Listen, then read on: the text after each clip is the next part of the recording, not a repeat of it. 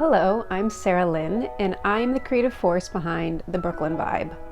I think my interest in making jewelry first started when I was probably like 5 years old. I was kind of one of those kids that started with polymer clay. I got a kit for Christmas, and naturally you make little trinkets and you bake them and you burn them. A lot of jewelry these days is sort of bland or one note, and sometimes that's okay. Sometimes you do want to fit in, and there's a time and a place for that, but I kind of wanted to make some jewelry that was unique, stood out, bright, colorful, bold, different and funny as well. So I think that's kind of where it started for me, just my own quirkiness as well as my love for art making. A big goal with a lot of the products that we sell is not just originality. It definitely is. Bold is great.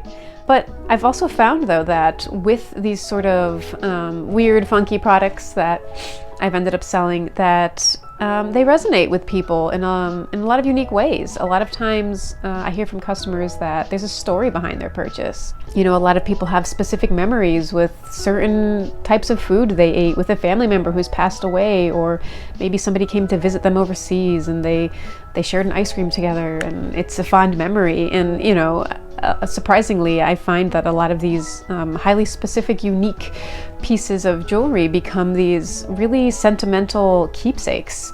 And that was a really kind of beautiful surprise to me, honestly. I thought it was just kind of funky and silly, and it still is, but I think that when you make something unique, it creates the opportunity for people to see something deeper in it, to connect with it on a deeper level, and to find a piece of themselves in it, not just as a statement of their identity, but as something that can hold a memory and help you stay connected with others.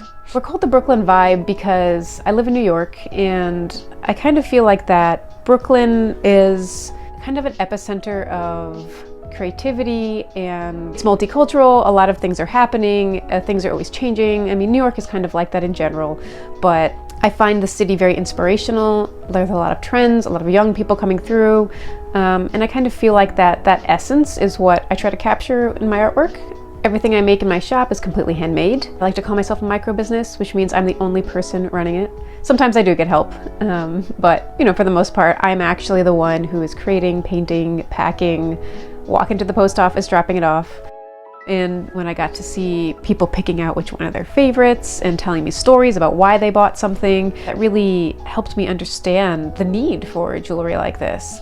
And even though a lot of the jewelry and ornaments and artwork sold at the Brooklyn Vibe is made by me, we also have a lot of other artists coming in and contributing their talents as well.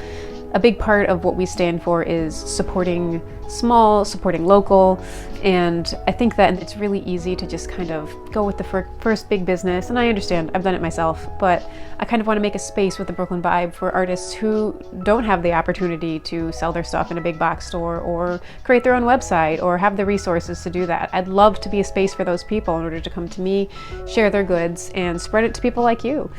So as the Brooklyn Vibe expands, we are going to be having a lot of different artists coming through. We're going to be spotlighting a lot of different types of styles of art. It's going to be exciting. I really hope that I get to continue this little business into the future, and I keep growing and expanding and making crazy, funky, weird food jewelry for everyone like you to enjoy in the future. Thanks for stopping by, and thanks for taking a look and supporting me if you have.